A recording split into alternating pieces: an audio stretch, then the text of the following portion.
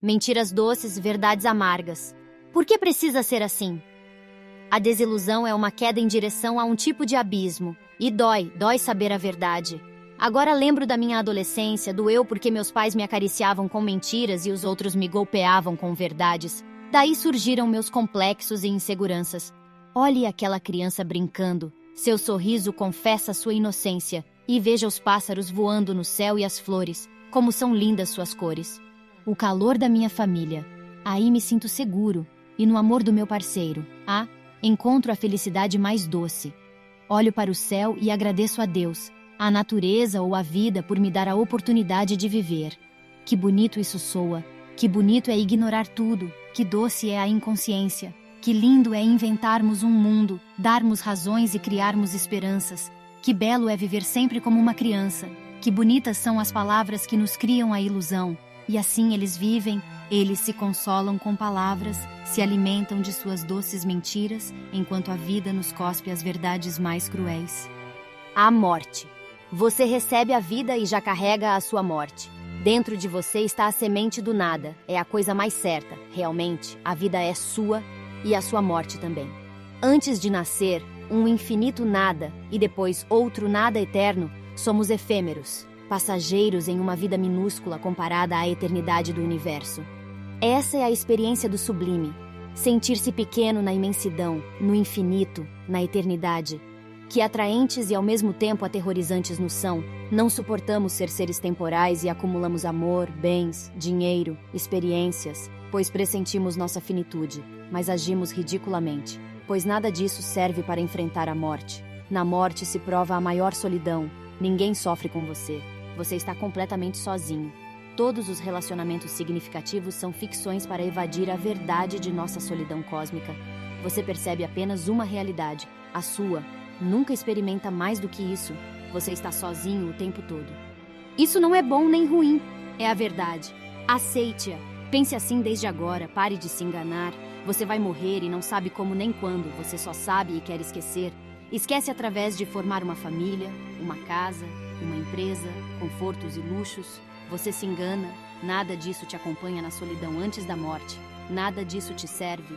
Tudo é uma luta contra o nada que devora tudo. Curiosamente, todos temos a ideia de que a morte está sempre em um futuro distante e que estamos no meio do caminho, pois sabemos que a velhice é a mensageira da nossa morte. No entanto, a morte é uma possibilidade sempre presente. Não há nada que impeça você de morrer no próximo minuto, sair na rua e poder morrer em um acidente, em um assalto violento, em um desastre natural, em um acidente de trabalho, estar no lugar errado. Nunca se busca a morte, mas a morte é sempre possível. Essa verdade deveria nos impulsionar a não temer a morte, pois ela é inevitável. Você não a busca. Está sempre vulnerável. Essa morte inesperada não pode causar medo.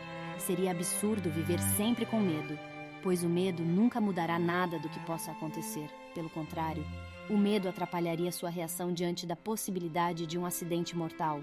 Nossa evasão da morte é instintiva, mas todo instinto é absurdo, pois é irracional.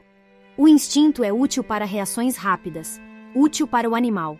Se um predador se aproxima, é o instinto que impulsiona a presa a saltar e correr imediatamente, sem pensar. Por outro lado, a razão, nossa maior ferramenta, requer um processo e permite distinguir se algo é realmente inteligente ou absurdo.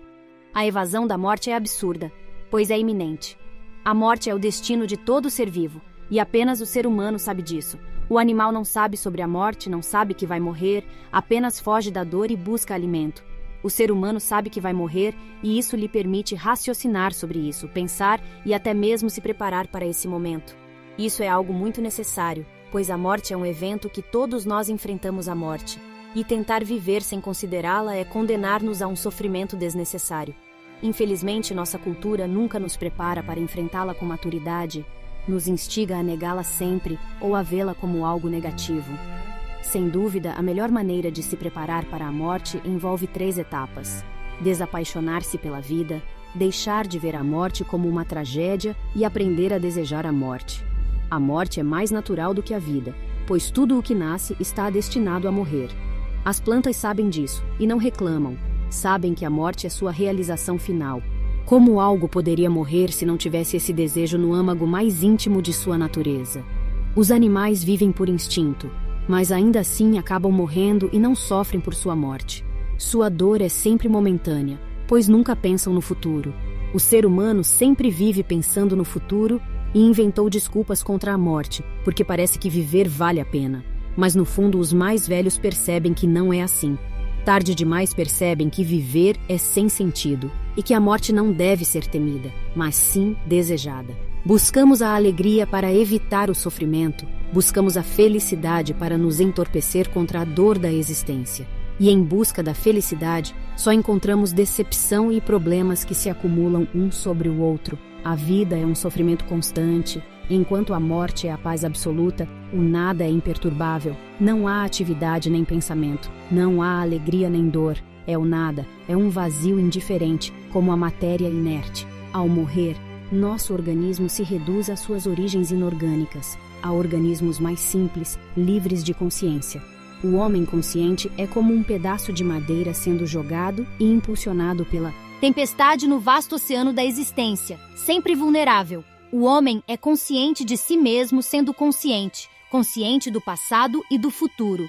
O animal é menos vulnerável, pois não é completamente consciente de si mesmo, apenas é consciente do ambiente e do presente.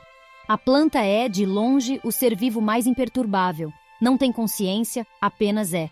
É impulsionada por sensações externas, com funções orgânicas independentes, tão vasta e suficiente, a ponto de, em sua inocência e em sua doce inconsciência, seus órgãos genitais estarem à vista de todos, livres para mostrar toda a sua natureza. Ao contrário dos outros seres vivos, cujos órgãos genitais estão sempre escondidos na parte oculta de seus corpos, sempre será mais perfeita a nada do que a existência. Sempre será mais preferível a inconsciência do que a consciência. Portanto, todo ser vivo inevitavelmente possui a morte em sua natureza. No fundo, toda a natureza aspira ao nada. Nós inventamos desculpas contra a morte. Deus vai nos salvar, a humanidade vai nos salvar, a ciência nos dará a salvação, a fé nos salvará, o amor nos salvará, a esperança é a nossa salvação. Nós nunca mudamos nada, apenas mudamos as palavras para criar a ilusão de que estamos mudando nosso pensamento. Queremos nos sentir super-heróis, lutando juntos contra a morte. Uma batalha contra o nada que acabará até mesmo com o universo.